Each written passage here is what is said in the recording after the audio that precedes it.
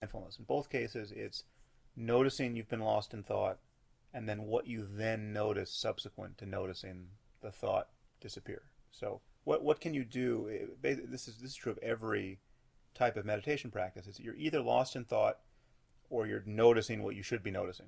And in mantra practice, you're supposed to be noticing the sound of your mantra. In visualization practice, you're supposed to be noticing the thing you're visualizing. In loving kindness practice, you're supposed to be in that moment reasserting the well-wishing to your object of metta and feeling the feeling of loving kindness.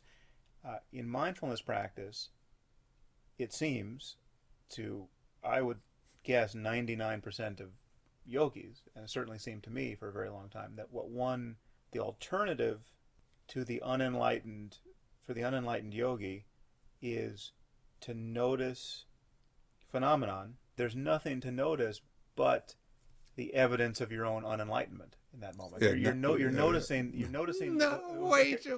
I'm gonna let you redeem your path of practice and your life's work in a moment. But just let me fully disparage it.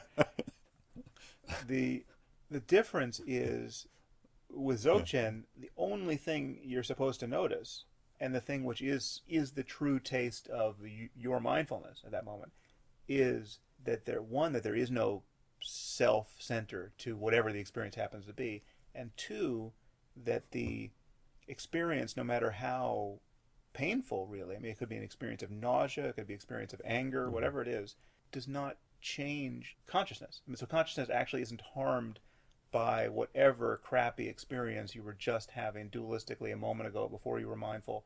The moment you actually pay attention, there's just consciousness and the energy of its expression. And therefore, in that moment, anger and joy are equalized. And so the suffering component, to which mindfulness would be a remedy, is also canceled.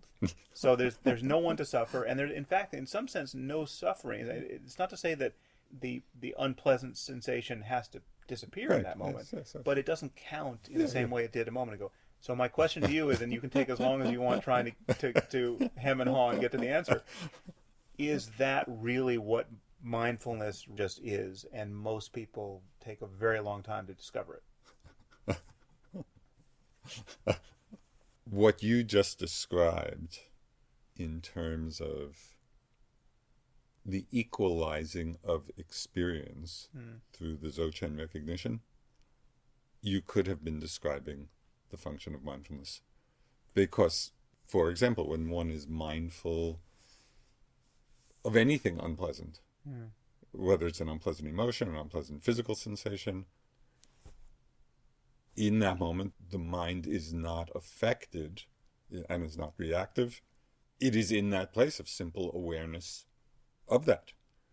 And so that in the way you described it, I could have been describing the experience of mindfulness of those conditions. Right. Well, let's just stay on this point because it's a very important point.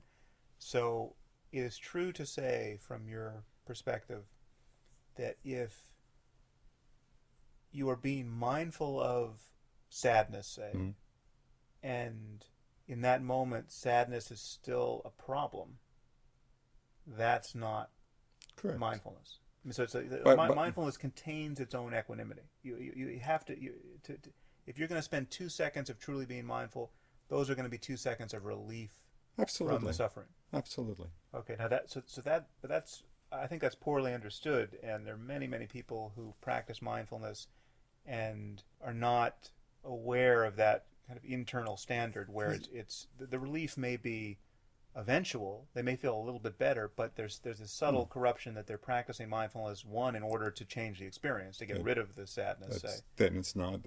That's what I call. I mean, I talk a lot about this in the teaching. I call that in order to mind. Right. When we're watching or being with something in order for something to happen, in order to make it go away, in order to have it strengthen or whatever. The in order to mind is not mindfulness. Right. That's just a kind of grasping, and it's desire and aversion. So as long as there's desire and aversion in the mind relative to the experience, it's not mindfulness. Right. Your description, I resonated completely with that as mindfulness. As mindfulness. Except a crucial feature of my description and my experience is that the non-dual side of it is the magic piece. So I want to get to this. So this I haven't expressed this before in this particular way, so we'll see how it comes out. Okay. One of the things that's not emphasized a lot in Vipassana, although I'm beginning to more and more because it's actually in the teachings, but in the way it's been taught, it hasn't been emphasized. In those times when one is experiencing the impermanence or the dukkha, the unsatisfying nature, or the selflessness,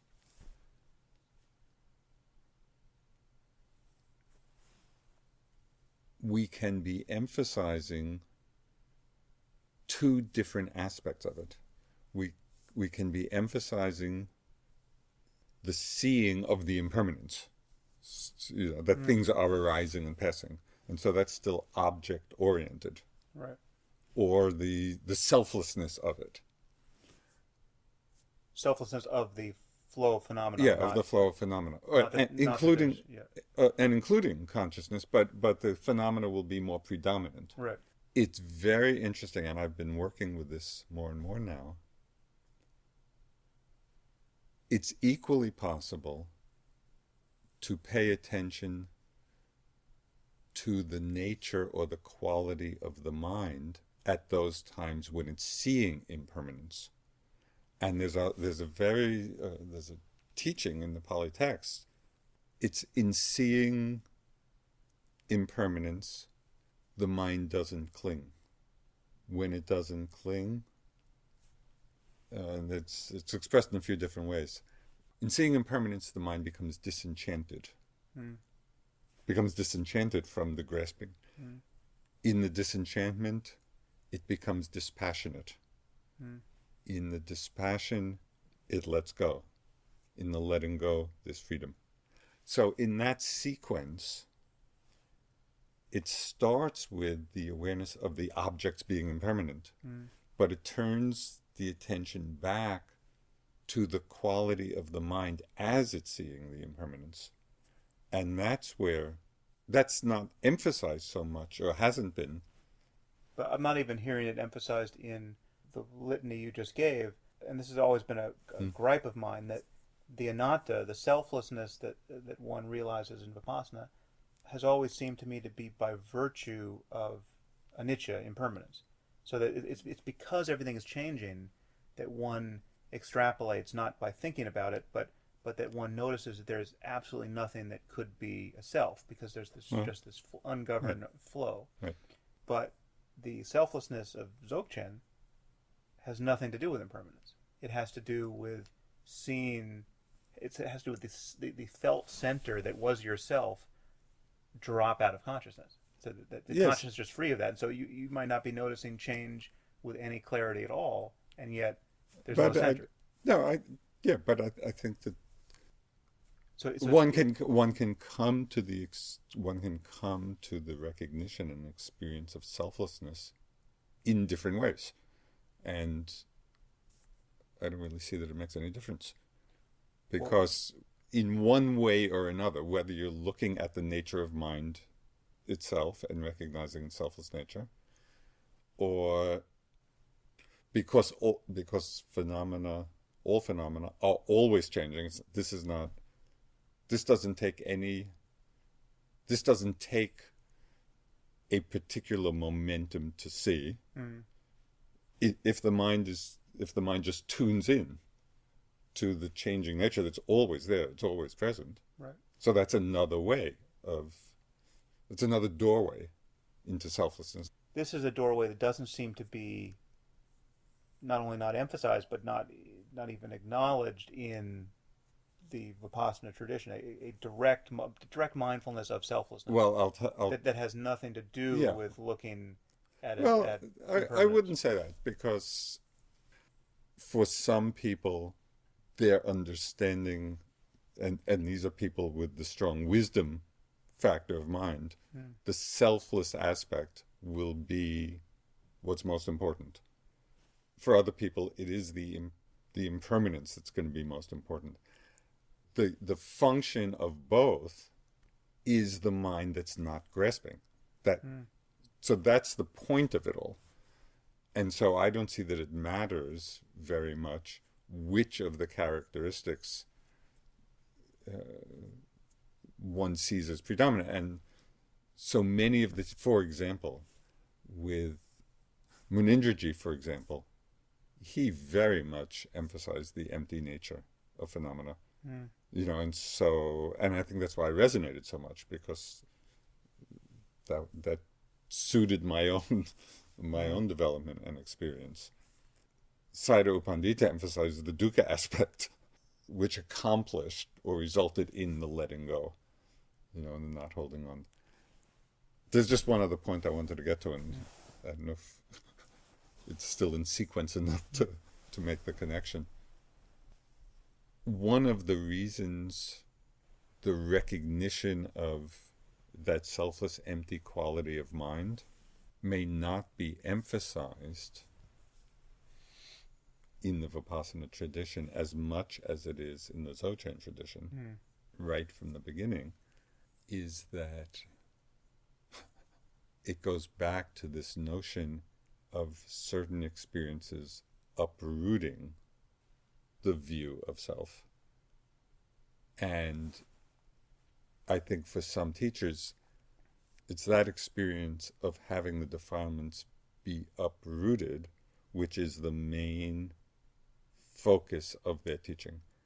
And so the experiences along the way, they're not necessarily emphasized because the emphasis with these teachers is to accomplish that uprooting.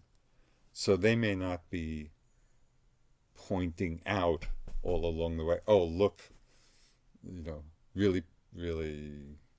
If continuity of mindfulness is the only tool one needs to travel the path toward these various landmarks, whether they're as significant as one thinks or not, if you're going to get practice in under the model of Burmese Vipassana, you just get the mindfulness rolling along, and that's what you need to do.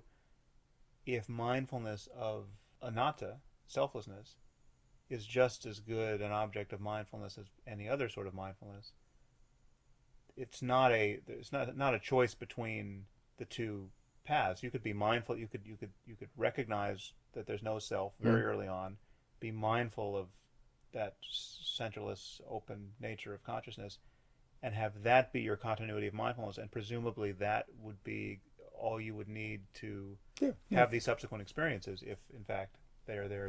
That's true. But as I said, depending on a person, well, let's not be so quick there. Is there any reason to think that might not be true? Is it possible in your mind that a certain style of mindfulness, like a certain base of mindfulness, certain sensory objects as opposed to other objects, is better for having these zero experiences of cessation? No, I think it's very individual. Depending on the particular factors which are strong in a person, one or another salient features of phenomena will be the most effective path.